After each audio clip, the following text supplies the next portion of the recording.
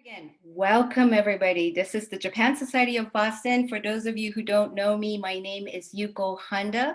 I'm the executive director. It is a great pleasure to have you all. So with that said, I am going to ask Fen to introduce William Reed. So with that said, Fen, please introduce Mr. Reed.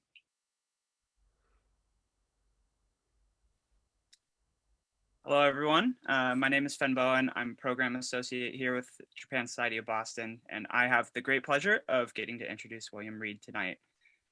William Reed is known in Japan as a Renaissance samurai for his pursuit of over 50 years in the mastery of sword and letters. First coming to Japan as an exchange student at Waseda University in 1972, in over 5 decades, he has achieved the rank of 8th Dan in Aikido, 10th Dan in Shodo, and 2nd Dan in Iaido.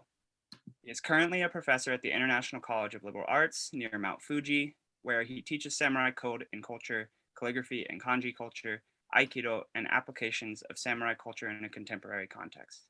He has appeared as a navigator on numerous documentaries and television series in Japan about samurai and ninja history, including Sekai Fushigi Hakken, Aizu150.com, and NHK Journeys in Japan. He has a series in Japanese and English for Gekkan Hidan, and Budo Japan called Brush as Sword of the Mind, in which he examines and paints the calligraphy of many famous samurai in Japanese history.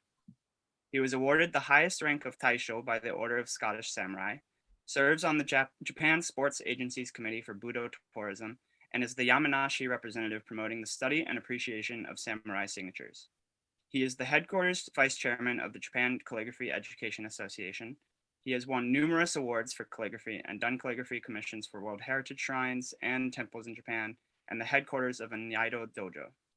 His most recent book is Song of the Brush, Dance of the Ink, and is being published by Morgan James Publishing, and it will be coming out in May of 2022.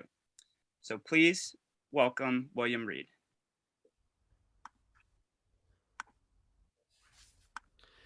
Thank you, Fan and Yuko-san, for that wonderful introduction. Sometimes when I hear it, I wonder when did I find time to do all that? And it's great to have people from so many places, including I see my own hometown of St. Louis. Welcome, and as well as Tokyo and all over United States and North America. It's just wonderful to have you here. I'm really pleased to be able to introduce this topic of Bushido. Because to me, I mean, I practice Budo, and Budo is sort of the modern version of Bushido, but it has roots in Bushido, the past, which is the way of the samurai. And so I think it's a great place to start, and I'm glad that you're going to be introducing local Budo teachers as well, so that people can follow up on the practical side of it.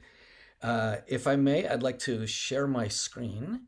So I think of Bushido as a moral compass, not only for the samurai, but for us today. Now, this photograph is something I took in the library of the International House of Japan, one of my favorite places. It's got the best English bookstore of Japan-related topics probably in the world, certainly in Japan. It's just an awesome place to be. And I would often go there and just enjoy the books and do some thinking. And I looked up and I saw this calligraphy, which obviously I'm attracted to calligraphy. And I went over and I realized, my God, this was painted by Nitobe Inazo, who is the author of Bushido, the Soul of Japan, which is the topic of today. And what it says is Seiko Udoku. This has become one of my favorite proverbs, particularly during the pandemic. It means work in the fields in fine weather, read inside when it rains. Now, rain can be interpreted metaphorically. The pandemic is a sort of rain. You can't go outside so easily. But during the pandemic, well, I wrote a book, which I'll introduce a little bit later. I also managed to get a second dan in Iaido and build all kinds of online content. So I think there's a lot you can do even when it's raining. And I love this quote also. I'm actually not sure who originally said this, but don't be casual about education. Don't be lazy about learning. Build a library. And this is important because I teach college. I'm now in my 8th year of being a professor at International College of Liberal Arts, and I've found it quite disturbing actually to see how students don't read. It's like one student, we have a nice library, and I'd actually put a book in, and I'd recommended this to one student. I said, why don't you go and check this out in the library? And he said, oh, it's too far. It's too far. It's across the street. I haven't timed it. It's 1 minute and 35 seconds to go to the library. So, and plus there's a convenience store, which this guy goes to 5 times a day, and he passes the library every time. So it's not too far, except mentally. Anyway, you can do a lot to educate yourself through reading. Now, Bushido, the book that I mentioned, was written by Nitobe Inazo. I think it was published in 1900. So it's just a little bit older than the Japan Society of Boston. You're almost contemporaries. And I put together the Bushido Code, these, sometimes they say 7, sometimes 8 pillars of virtue. And then next to that, I lined up the Boy Scout law. Maybe if you were a Boy Scout, you remember I pledge to be trustworthy, loyal, helpful, friendly, courteous. You go through the drill. Well, do you notice some similarity? Actually, the Bushido Code was the inspiration for the Boy Scout oath. That's where John Baden-Powell got the idea, and he modified it and put together this code, which was inspired by that book, Bushido, The Soul of Japan. And there's another thing about the Boy Scouts. You know, when you learn how to build a campfire, you learn how to paddle a canoe, you learn how to tie knots. So what do you get when you have achieved that? You remember? You get a merit badge, and you sew it on a little round thing of a picture of a campfire or something. Well, I want you to notice the inside of my Jimbaori here. These are, you know what these are? These are family crests or kamon from various samurai families. So usually when I wear this, I open it up and say, "Come on, baby." There's a kamon, okay? So the kamon is the inspiration for the merit badge. And people don't know this, you know? It's like there was so much influence from that book. It was written first in English by Nitobe Inazo, who was actually a Quaker. He married a Canadian woman. It was written while he was in Canada, and then later translated into Japanese. Now, this book influenced 2 US presidents in particular, the first being Theodore Roosevelt. I think he ordered like 60 copies, and he was giving it to everybody. And I heard that he also built a dojo in the White House, because I know he practiced jujitsu, and I think he met Kano Jigoro, and he was a huge fan of Budo and the philosophy of it, and of this book. And then John F. Kennedy was also quite inspired by this book, which is an awesome example of how cultures can influence. Yuko-san mentioned the bridge building. Well, he was one of the early bridge builders. I think he was also a member of the League of Nations. Anyway, the influence started early. Now, this is a graphic novel, which is sounds better than comic book, but it's a serious illustrated novel written by a friend of mine named Sean Michael Wilson, who's a Scotsman that lives in Kyushu. And then he's written a lot of books on the samurai, which introduce it through the medium of the graphic novel. And it's quite a cool book. I think you can enjoy, like, for example, it says that Bushido is the code of moral principles that the knights were instructed to observe. It is not a written code. At best, it consists of a few maxims handed down from mouth to mouth or from the pen of some well-known warrior or savant. And then they say it's an unwritten, it was actually more modeled rather than being a book, although they would study Confucius, based on Confucianism. You see these Gi, Re, Yu, Meio, Jin, Makoto, Chugi. These are Confucian precepts, and the samurai were hugely influenced by, not so much by Confucius, but by Wang Shishi, who was a Neo-Confucian scholar. And they one of the things that the principles of Neo-Confucianism was that unity of thought and action. Actually, you can see in my calligraphy behind me, it has the character from Makoto, which is actually one of the principles of Bushido. And it has the gonben, or speech radical, and then to become. So speech becomes action. Words must be one with actions. So that was something that inspired the samurai and made them quite strong. So this is a great book. You can even get it like on a Kindle version.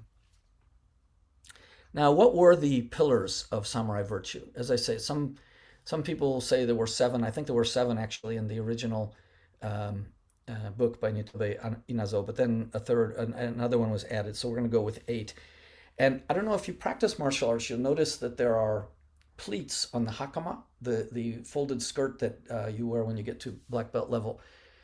Have you ever thought about the reason for the number of pleats? Or do you know if somebody asks you what the number? Yuko-san, have you ever counted the pleats on a hakama? No, I was like, wow, no, never. No. Next time you do, notice that there are 4 in the back and 3 in the front, and that totals 7. So this was a reminder. It was so much a part of samurai culture that they would actually constantly remind themselves through the symbolism. So we're going with 8 today, and this is a really nice infographic that I found. So you have justice, courage, compassion, respect, integrity, honor, loyalty, and self-control. Now these are abstract, right? And so the way that they would be taught would be through stories of people who lived these principles. There was something about their actions that that's what it is. So this is the name that would be given to the type of action and behavior that the samurai wanted to model. And and stories are a great way to convey culture as well.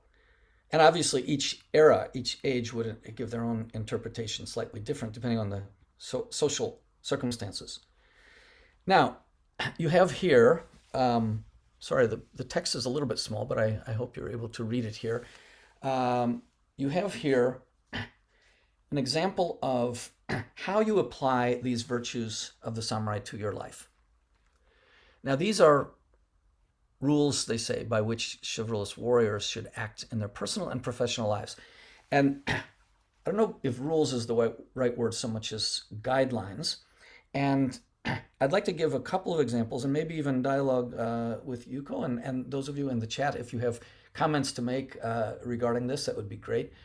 For example, I mean, these are all things that I think most people would say, yeah, that's a good idea, but we don't really take the time to think about when was the last time you actually did that? In my day planner, I choose one of these as a theme every week. And then I'll go into it with myself through reflection and action to make sure that I'm every 2 months I've gone through the cycle, right? And I'll just give you an example of one: self-control. Well, recently my daughter, who lives in Kyushu, was visiting, and she said, "Daddy, there's a video I want you to watch." Okay, well, sure. So what it was it was by a comedian, but it had a very serious purpose, and it was about he was reviewing a book which was recommending that we eat 2 meals a day, and that they be eaten within an 8-hour period.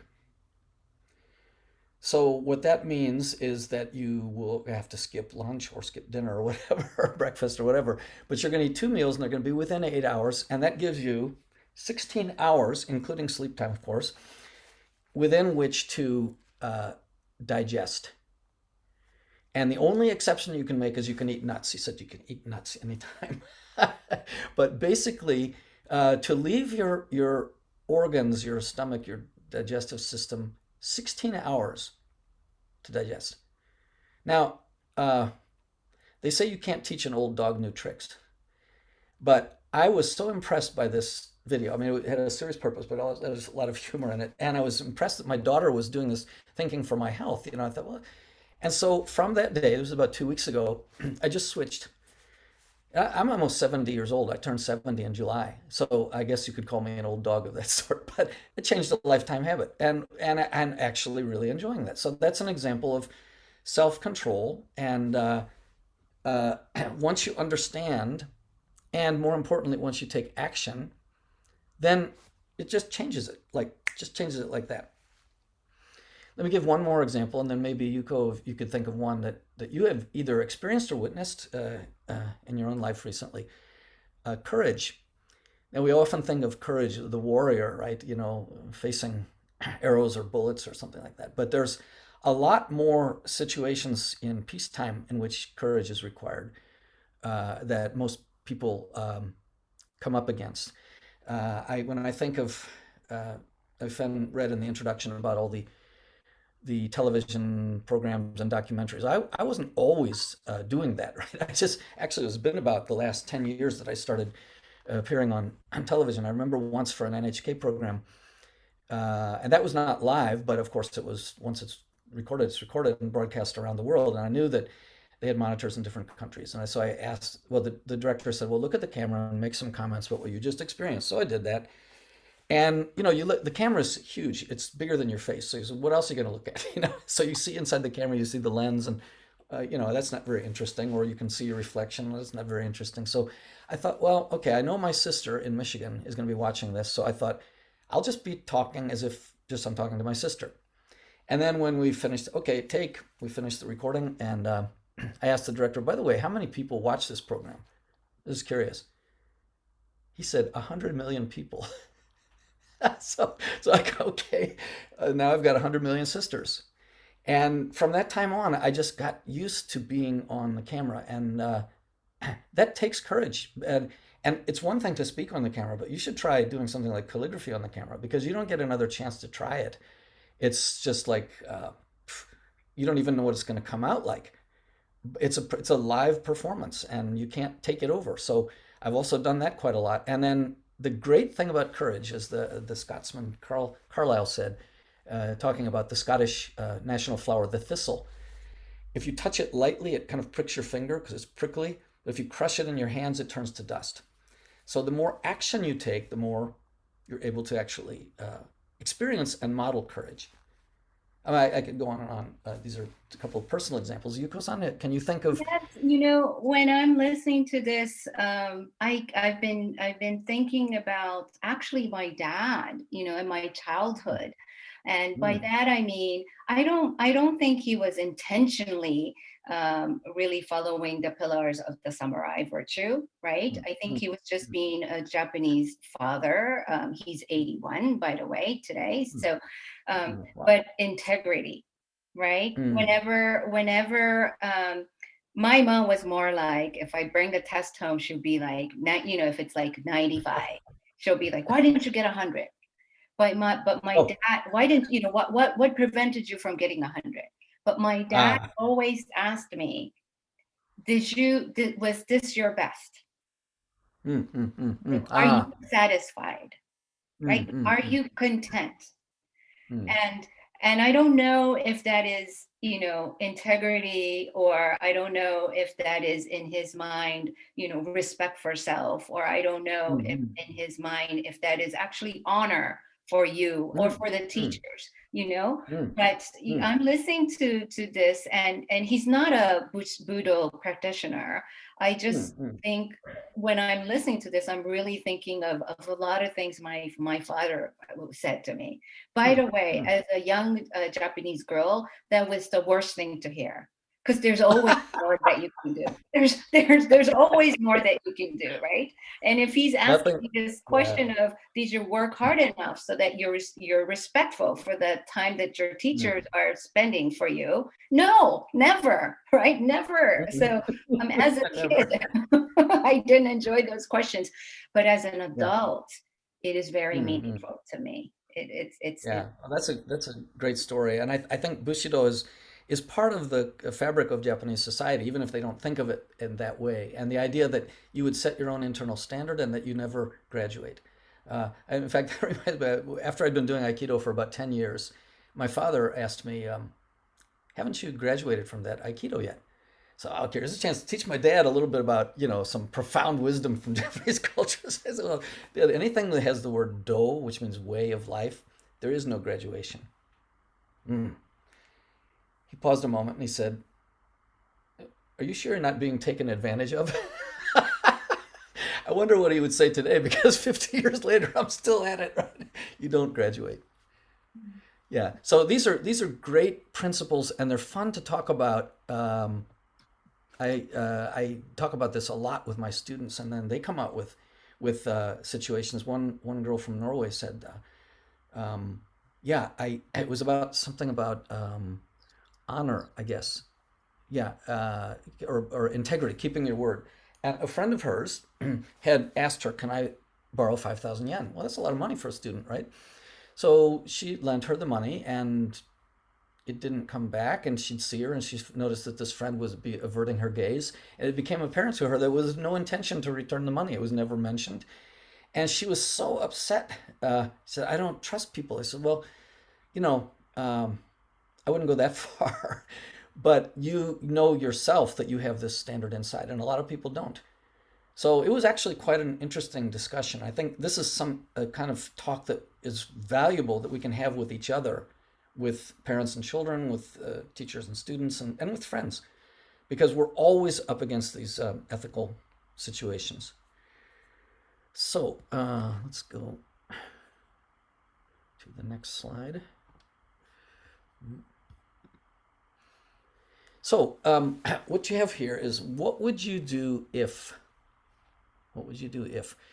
Now, there are more situations, there are more samurai here than I have time to talk about, but maybe I'll come back to this slide in the Q&A if one of these stories seems relevant. But I'm going to choose the one in the upper left.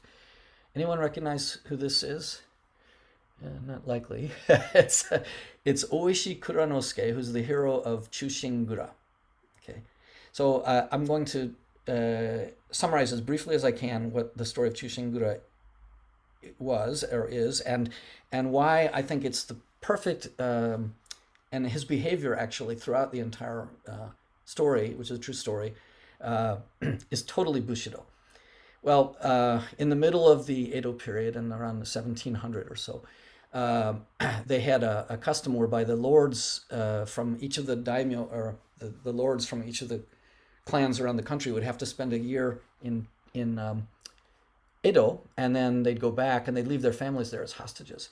Well, there was a clan called the Asano clan, and Lord Asano was one in his tour in Edo. And the master of ceremonies was a really mean guy, Lord Kira. He wouldn't teach him anything, so he was constantly trying to embarrass him because he wouldn't know the etiquette, and he would teach him the wrong thing, and he would humiliate him. It just got to the point where he couldn't take it anymore, and he actually drew his sword in the castle and slashed Lord Kira across the head, intending to kill him, but he didn't kill him. And of course, this was just a complete violation of, you just don't do that, right? And the shogun ordered him to commit seppuku, ritual suicide, that very afternoon. Not only that, but the Asano clan, would be disbanded, and all of their possessions taken away, and everyone turned out of the castle. Well, of course, the people in Hiroshima, what is now Hiroshima Prefecture area, when they got the news a couple of days later, they were totally stunned because they'd lost their lord, they'd lost their authority, everything. And Oishi Kuranosuke he was the chief magistrate of the castle, and he was trying to keep people calm. What are we going to do? And a lot of them wanted to get revenge, and they wanted to get legal redress, and they couldn't do that. And so he then said, no, we've got to go with this. Of course, that was a ruse. He was testing their loyalty. And it turned out that 47 of them, you've heard of the 47 loyal Ronin, did pledge their loyalty, but this had to be done incredibly in secret, right? Because if anybody found out about it, they would not be able to avenge their lord. And so Oishi himself moved to Kyoto, and he spent all his time in the pleasure quarters, and he seemed to be not doing any samurai stuff at all, and everybody kind of took on various trades, and they gradually they would move to Tokyo and become tofu sellers or work for a carpenter or something. But Oishi obviously was under eye, and there were spies everywhere, because what's he going to do? What are they going to do?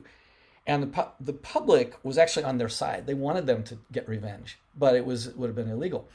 So he, at one point, was ready to actually enter Edo. There are two paths to Edo from Kyoto. One is the Tokaido, that's the main one. The other is the Nakasendo. He chose that one, the lesser path, lesser traveled. But they cross at one point. And there's one scene, one of my favorites in one of the movies of Chushingura, where Oishi Kuronosuke is posing as a mid-level official of the shogunate named Kakimi Gorobe.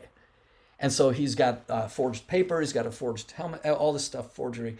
And they take over this inn, and they put out a big sign, this is Kakimi Gorobe. Well, guess who should show up, who is traveling on the Tokaido, but the real Kakimi Gorobe.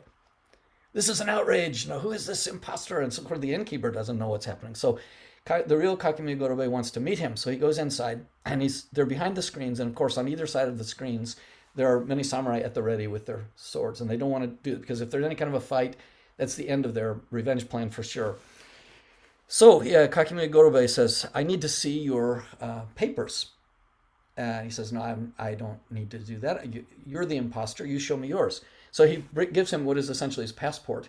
He looks at it and he tears it up. Can you imagine? He puts it on the little flame on the brazier. What a bold move, right? And of course the real Kakimi Gorobe is outraged, but he's a samurai. He's got self-control. So he said, okay, now I need to see your nature of your business. So I'm not leaving until you show me. So he brings out this scroll and he hands it to him, looking him deep in the eye. And he opens the scroll and he unravels it. It's completely blank. So at this point, he knows something's going on. But he's got this incredible self-control. He doesn't blow his cover or anything. He's not even sure who he is. So he says, I need to inspect your trunk. So now he knows if he opens the trunk, he's going to see the weapons cache and the helmet and the crest of Asano and everything. It's going to completely blow it. So he allows him to do this. He's standing behind him, right? And then he realizes, this is Oishi Kuronosuke. So he returns to his seat, and with deep respect and what's called Bushi no Nasake, the compassion of the warrior, he says, now that we've got black and white clear, it turns out I was the imposter. And you can see in his eyes the emotion, because he's letting him do this. He says, but there's something I would like to leave you as a gift. And he gives him his helmet with the crest, the real crest, which is like a diplomatic passport. You can go anywhere with this. And he's like, it's all wordless. And he lets him through, right? Now, there's so many courage, loyalty, respect. It's all in there. And, this was a great movie played by great actors. And there's so many stories here. But for time's sake, we're going to have to move on. Because there's a story around each of these, actually. So another thing that I find really, really cool is you've got Bushido. What today? It's a way of rethinking body and behavior. So this is a book which I've got here, or they call it a muk, which is a magazine book, muk, the Japanese English. It's got these wonderful illustrations. And this is a book of how to use Bushido exercises to strengthen and center yourself. And this is a television program that's on educational television, right? NHK. I think this is just so remarkable, because here, any supermarket that has a newsstand on it will have this book. It's just everywhere. And they talk about the 5 principles. Be aware of the quality of your movement. Don't relax completely. Don't put any stress. Move from your tanden, which is your lower abdomen, your center. Don't collide. Be soft. And then be aware of movement and connection in all directions. And then there's all these practical exercises. I think that is just so cool. So I took the liberty to translate the table of contents here, and you can see some of these topics that this is people, just the average Japanese person. And Kobujutsu is the ancient martial arts, learning how to use your body based on principles and exercises from the ancient martial arts. Isn't that cool? It's like, this is the average person is really interested in this. and they have all these, like the the sumo mold or the sumo way of standing, unshakable legs and hips, the power in the little finger and the ring finger, and benefits of Japanese clothing, it's highly illustrated, really, really good. I'm actually going to use this as a textbook in my courses. It is so good. But we talk about Bushido in modern culture. Well, here's an example. Okay. Now, here's another one, Kodomo Bushido, Children's Bushido. This is a really fun book. I actually use this, and it's got these cartoons, and they illustrate situations like where kids are, bully. I got bullied when I was a kid. Bullies are always around. There's always a bully on the block. And so as a child samurai, he learns from his teacher how you deal with this. Or he'd be taunted by the bully. You think you're so brave, jump off that wall. And then so he's reflecting, well, that's not courage. That's just stupidity, right?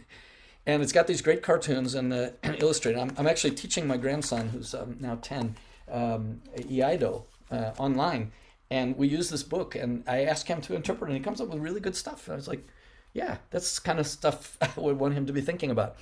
And they made a little song which actually recites the various things of the Bushido code. And I'm not going to play the whole song, but just give you a symbol of it. But it's like the kids are dancing and singing, calling out these various qualities, and that this is things like the Bushi or samurai always keeps his word. Yes, Kodomo Bushido. And just play the little bit of the. Let's see.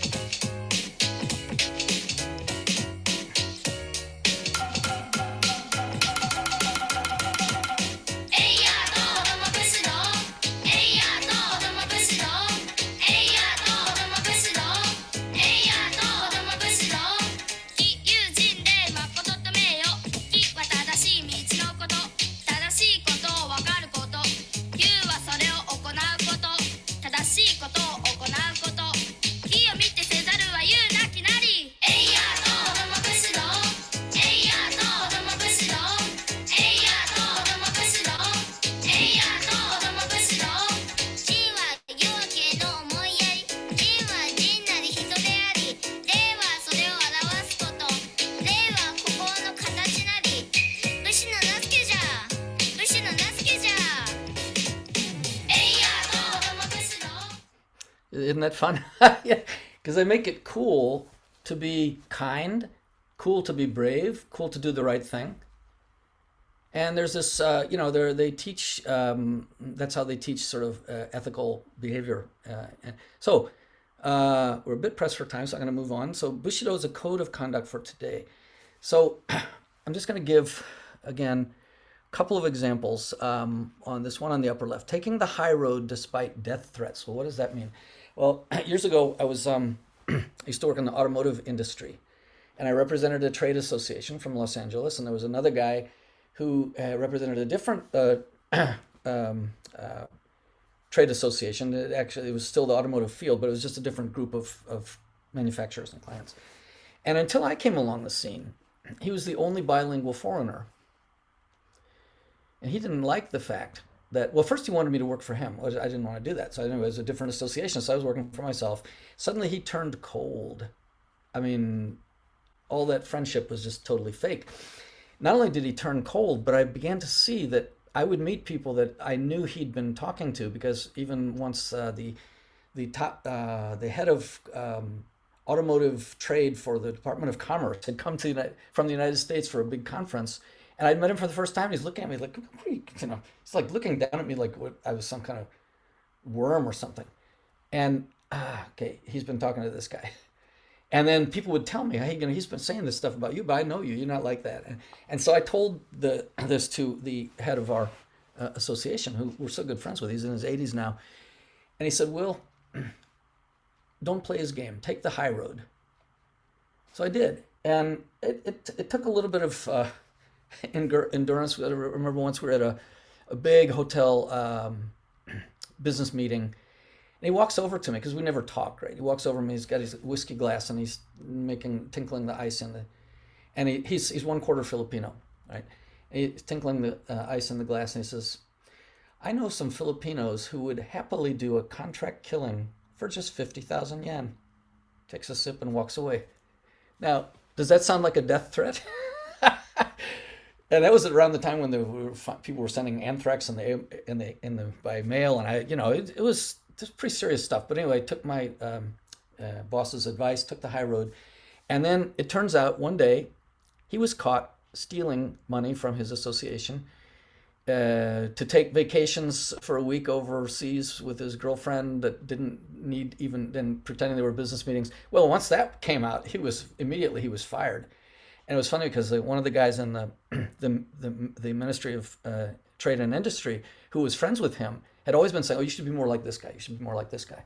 So I was so tempted after that happened to say, "By the way, in what respect did you want me to be more like that guy?" I had to hold my tongue on that one. But anyway, Aikido techniques usually take less than 2 seconds to execute. Well, this one took 3 years, but it worked. So you need to be centered. You need to be principled. I don't know. I've got a couple of other things. Maybe this can trigger some things for Q&A because I want to do a little bit of that. But, we have corporate codes of conduct, to deal with harassment and equal opportunity. And if you look at the CSR, corporate social responsibility, or even just the employee rules for Google, Starbucks, Apple, it's all, in a sense, it's all like Bushido put in other terms. And there are things like we know that you shouldn't be doping in the Olympics. The guts pose, even now in Kendo, if you win a point, you get, yes! You lose that point. Because it's what? It's disrespectful. It violates the Bushido code. And obviously in publishing, you don't plagiarize, pretend like you wrote it. And then you had the NASDAQ swindle. Bernie Madoff. I love that name because that's exactly what he did with most people's money. Madoff with billions of dollars. But, there are people who behave badly in all around us, and we need to do something about that and recognize that that is not right. So I'm going to, actually, before we go into the Q&A, I'd like to read a short passage from my book with a poem about the Bamboo Princess, which I think illustrates the whole idea of doing what's right. Okay, so bear with me, it's just a couple of pages. So Bamboo Princess in Search of Truth. Okay, there's the calligraphy for Makoto. The character for Truth, Makoto, was originally written as a pictograph of a kettle or container with legs which held something of value. Today, the character Makoto means sincerity as well as truth. The semi-transparent image suggests the quality of moonlight. One of the oldest folk tales in Japan is the tale of the bamboo cutter, the story of Kaguya Hime, the bamboo princess. Discovered inside a stalk of bamboo by a bamboo cutter and raised as a beautiful child, the bamboo princess was never completely of this world.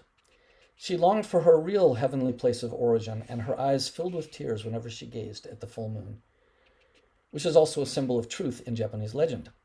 In the story, the princes seek her hand in marriage, but not wanting to marry in this world, she presents each of them with a task to bring her something so rare and genuine that it is almost impossible to obtain. The stone begging bowl of the Buddha, a jeweled branch from the island of Horai, the legendary robe of the fire rat in China, a colored jewel from a dragon's neck, and a swallow's seashell treasure. The princes fail one after another by attempting to deceive the princess with a fake substitute. The princess wants the real thing, which is so hard to find in this world. Eventually, she even turns down an offer of marriage from the Emperor of Japan and returns to the moon from where she came. You can enjoy this story in a wonderful animated film produced by Studio Ghibli and released in 2013, Kaguya Hime no Monogatari, The Tale of the Princess Kaguya. Watching the stream of news about deceptions and fake substitutes for the sake of profit at other people's expense would seem to be enough to keep the bamboo princess from ever coming back. These deceptions are scandalous because they're being perpetrated by people including doctors, retailers, food manufacturers, and banks, people whom you would hardly suspect of being the scum of society. And yet, often as not, they are doing it purely for profit, for as long as they can get away with it, and without any regard for the dangerous consequences of their deceptions for unsuspecting consumers. Under the circumstances, it would appear that business people and professionals could do with a little moon gazing. Then I'll close with a poem written by a good friend of mine, Hugh Purser, who I believe may even be on the call. He writes, the tale of the bamboo cutter tells us this, that as he cut through the stalk, he found true bliss. A beautiful child he uncovered inside, whom he then raised as his daughter, filled with pride. Bamboo Princess came from a heavenly place. She longed for home as she gazed on the moon's face. Princes came from afar to seek her hand. Instead, she gave them all a task to land.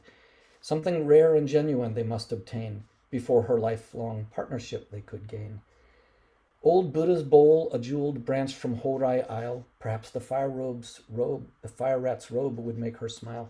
Or maybe the swallow's treasured seashell, or a precious gem from the dragon's lapel. But none could find the original one, and proffered only a copy or none.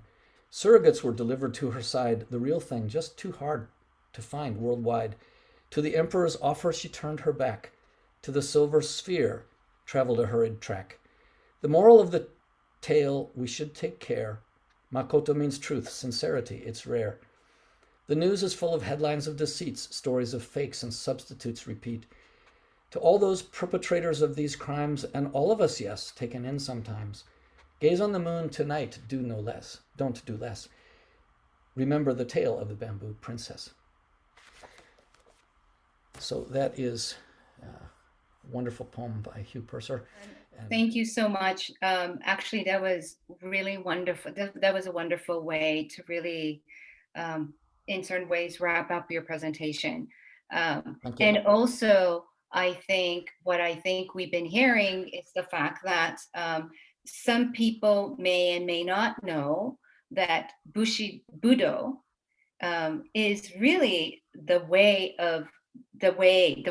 of being. So it's not just about what happens inside the dojo, inside the class, but it's really how you live your life. And I think over and over with your examples, Will-san, I think that's what we've heard tonight. So with that said, this is, I think, time for Q&A. Actually, I have 3 very interesting questions that come in via my private chat. The first one being, and this is kind of interesting, the first one is asking, as an American person practicing Budo in Japan, do you feel any difference between a Japanese person practicing Budo and an American person practicing Budo? In the beginning, I did, obviously, because I was, complete beginner, but also struggling with the language. But then in time, Japanese, it's interesting. I feel like Japanese don't really, they have a very peculiar way of expressing prejudice. And it's not racially based, it's culturally based. And the more you are able to absorb their culture, which means you're learning it, you're respecting it, you're speaking the language, you kind of become one of them in spirit, they love you. They don't care if you're green. But oddly enough, the kind of racial, or I should say cultural prejudices that they feel are often towards Koreans, who are very similar to them. So I don't know. I guess they're too close and they're not the same, right? But anyway, so I don't feel that at all now. I get great respect, wherever I go in all this. So yeah. The next question that I've got in my private chats is, besides the videos and the books and what's passed on, do everyday Japanese kids really understand that what they're being taught is a part of Bushido? I don't think so. Most likely not. I mean, even not only kids, but even college kids. I was shocked last semester asking one of my, I was talking about Bushido, teaching class in samurai code and culture, right? So naturally, Miyamoto Musashi, one of the most famous samurai in history, would come up. I was talking about him, and I realized there was a blank look on the face of most of the Japanese students. Well, you know who I'm talking about now. They had never heard of Miyamoto Musashi. And when I pushed them on it, they said, "Oh, you mean the Pokemon?" And I said, "No, I don't mean the Pokemon, Musashi." So and I don't blame them, though. I think I blame their parents or their teachers who never talk about that stuff. And actually, there was a movement to ban Bushido right after World War II during the occupation. The GHQ banned not only Bushido, the practice of all martial arts, but even Shodo, calligraphy, could not be taught in schools. And it's made a major comeback now. It's hugely popular around the world. But they tried to wipe it out because they realized that this was probably the best way to control the mentality. But now I think the bigger crisis is apathy. They just don't know or they don't care. So I don't think, no, the young kids know. At the same time, like I say, there's this TV program and there are people, it's called Bushido, so it might be a small element, and but there are people who respond to it. I think there's something in their genes that just makes them feel. And of course, anime. Oh, anime and manga are huge, and they draw on all kinds of samurai themes. Wonderful. I have one more, and then I see two hands, so I'm gonna ask people to unmute and ask the questions. But the question that I have in front of me is, it says, and I think this is very honest. It says, if you follow the pillars of samurai virtue, it sounds like that it is a very big responsibility and a little bit stuffy. How do you deal with that responsibility in everyday life? Great question. Great question. Well, remember, it's an ideal, and none of us are perfect. Uh, you know, it's like a friend of mine once asked an audience, raise your hand if you know a negative person. All the hands go up. Raise your hand if you are a negative person. All the hands go down. It's funny. Everybody knows a negative person, but nobody is one. Well, we are. We do have these things in us. And it's not like you have to beat yourself up. I mean, you need compassion for yourself as well. And you're not and it doesn't mean that you have to be perfect in all of those dimensions. You might be really good at one or two of them more than the others. But the reason I like to put this in my day planner is just to remind myself to not forget about that aspect. And then just that week, I try to use that as a theme for reflection and action. Just do one thing, you know. Those little things will change you. And you'll never get it perfectly right. Nobody does. But it's a whole lot better than just, blowing it off. Wonderful. Laurent-san, you have a thought? Yeah, if that's okay. Let me Sure, please. kind of again, you're dealing with trying to put everything out there. I am a scholar of Japanese literature, Japanese poetry, Japanese court music. So Nice. you're coming in with someone with that. So again, the mention of Bushido, of course, and the scholarly annals is going to bring up the notion that it was created largely in the modern period. It is a active projection of Japanese history in the sense that it's saying there's this kind of loyalty and all these virtues can be read back into history. But when you actually look at the fact, the sense of loyalty, you can find moments of betrayal in works like the Heike Monogatari. You can find kind of this loyalty among family members. The Oninoran starts because of the feud within the Hatagayama family. So the question is then how do you deal with it? It seems like Bushido is kind of put forth, but it never really deals with its historical baggage of that's not how it operated at the time. It's what's needed for a kind of modern interpretation of the past. So the question that raises one question of, how do you deal with that? The second question, of course, has to come with Kaguya Hime, right? As someone who kind of works in pre-modern literature. The part of the story that you're leaving out is the ending, where it's revealed that Kaguya Hime is sent to Earth because she committed some violation. She's basically being banished. She's the precursor of Genji's banishment in the tale of Genji, right? Again, Genji defiling Fujitsubo, and he has to leave because of that. So she's kind of the figure of exile, of doing misdeeds and leaving out to serve a kind of sentence in the remote areas to kind of regain status. And it's again, that sort of depiction. So if you were to factor that in, does it change the reading? So those are the two questions I'll throw to you. Oh, Laurent, those are excellent questions. I'd love to carry on this discussion with you at a separate time. This is really interesting. First of all, you're absolutely right. The word Bushido was created in the 20th century. Essentially launched by Nitabe Inazo. And it was a summary of his vision of the past after the samurai era was over. Even the word ninja was didn't really exist in the Edo period. They called them shinobi mono or suppa. They had all kinds of words for them, but not ninja. And ninja was came from a novel.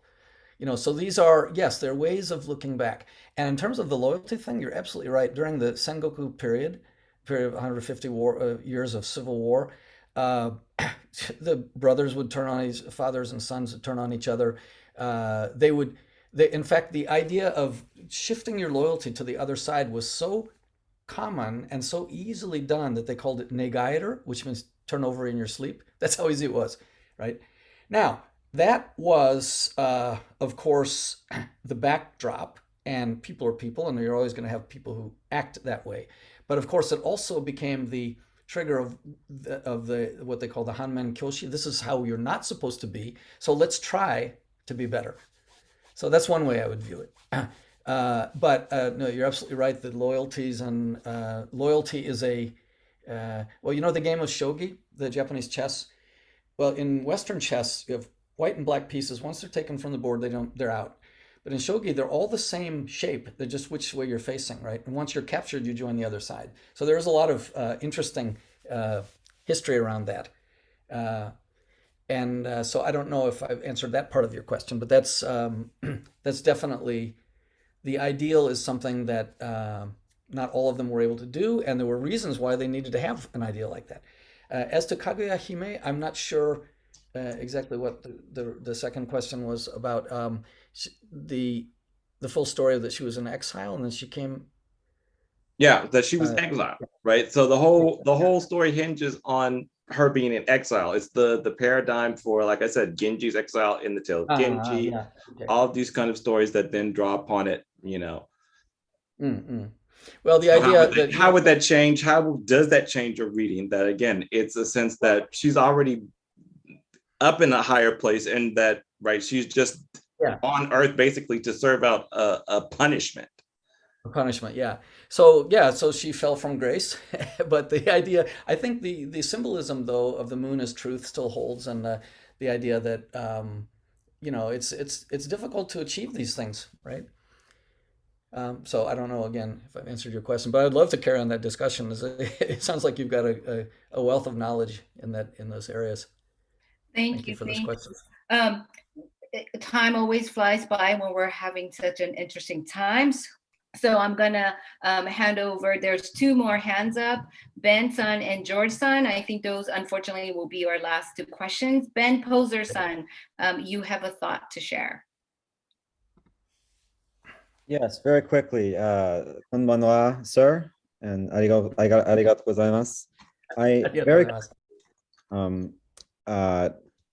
I just wanted to ask you about the origin of a beautiful, beautiful, I believe, a Zen story of a samurai. And I want to know if you know where it came from, because I have a collection of Zen stories in it. And it's about a samurai, very quickly, who had the duty to avenge the murder of his daimyo. And he searched for many years to find the murderer, and he finally located him, cornered him, and the man, in terror, losing control of his body, just spat in the samurai's face. And the samurai sheathed the sword and walked away because he was made angry. And if he had killed that man in anger, it would have been a different kind of act, not the act he had come to do. And I was wondering if you knew what collection of stories that came from. I don't know that particular story, but there's a great book called Samurai Wisdom, which is filled with stories similar to that. See if I can quickly find it. It's by a Frenchman who came to Japan in the 60s.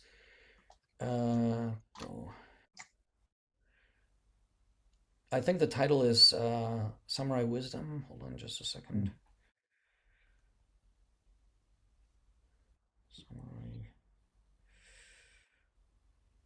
Okay, yeah. Samurai Wisdom Stories, Tales from the Golden Age of Bushido by Faulio Pascal. That's Fauliot is his family name, and Pascal, Pascal. Samurai Wisdom Stories, Tales from the Golden Age of Bushido. If you like that story, you will love this book. Thank you. It's wonderful. Is that the book that David Nishizaki-san is holding up? Yes, indeed. It's on my, Oh, my shelf right here. You can see the excellent. cover if anyone's interested. It was very good read. Yeah, I really enjoyed it. very good read. Yeah, yeah. Wonderful, wonderful. Thank you for that. And George-san, you have a thought to share. What about the Hagakure? Hagakure. Okay, yeah, that's another classic. That was actually written in the Edo period, which was a period of peacetime, right? And it was again in a sense. Now, Laurent might correct me on this, being expert in that particular field, but in a sense, that was the Bushido book of the Edo period. It was looking back after the period of civil wars. It was all over. Looking back at the ideals. This is how you're supposed to act. This is what it was like. But when that was written, there were no wars going on. It was a time of peace. So anyway, just for the context, yeah, the Hidden Leaves, the Hagakure, yeah, it's a classic.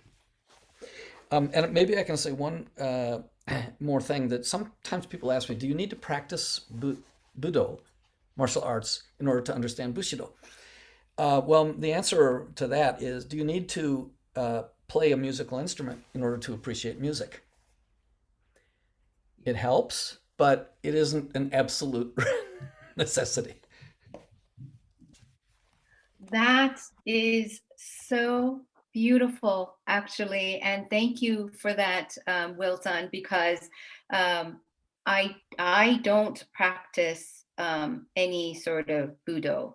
But I do feel like the way I like to lead my life, some of it is based on some of the virtues that you have shared with us tonight. And I'm sure a little has to do with the fact that I grew up in Japan. But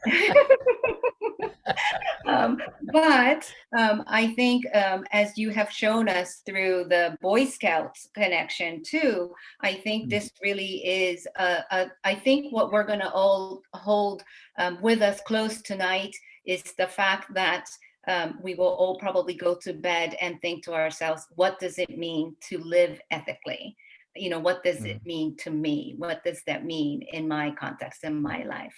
And I think that is the beauty of our program series, that I really did want to start off our program series with this thought in mind, because sometimes I believe that some people think of Budo as simple martial arts, as simple performance inside a dojo, a classroom, and it's not that. And thank you so much, because you ended beautifully with the fact, with the simple line that, do you need to practice Budo in order for you to understand these code of conduct, and yes, it helps, but I don't play an instrument, but I immensely enjoy music.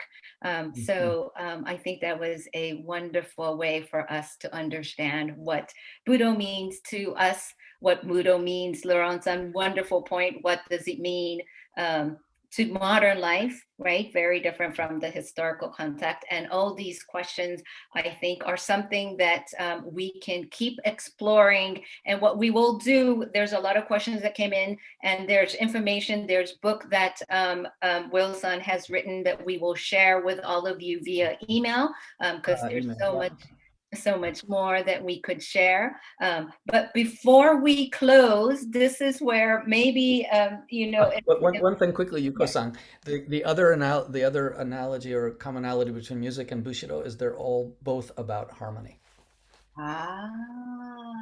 Lovely. Thank you. Actually, such great timing, because today at team meeting, we were actually talking about harmony, and we were talking about wa, what wa means. So maybe that's another program in itself, music and Bushido, the meaning of wa. Maybe that's a program in itself. But I was just about to say, I see Hugh-san sharing a book with us. Can't see the title very well. 10 Meanings of Wa. Of Wa, yeah, that's a book we wrote after the tsunami. Oh. Yeah, and it's got a lot of poetry and essays and calligraphy in it, and Yeah, thanks you. That's great. That's great. And if you Wonderful. and Yuko-san, later I can if you have any questions, well, where do I find this, or even some of the questions that we weren't able to get to, maybe I could even respond to those by email if you Oh, send them to me. wonderful. Thank you for that offer. As Wilson just said, send all those questions to info at, and also if I can see that we have a crowd that has book recommendations, send them to info at as well, because we'll consolidate that and send it back to all of you. So with that said, a huge thank you, and we hope to see you soon. And Wilson, maybe the next time we see you on our program, we will be talking about harmony. Well, and the poetry one sounds very interesting to me as well. And thank you. The honor is definitely mine. I really appreciate your inviting me. Thank you so much. Thank you very much. Everybody have a wonderful evening, if not a day, if you're from Tokyo or Osaka, I think I saw, and hope to see you soon.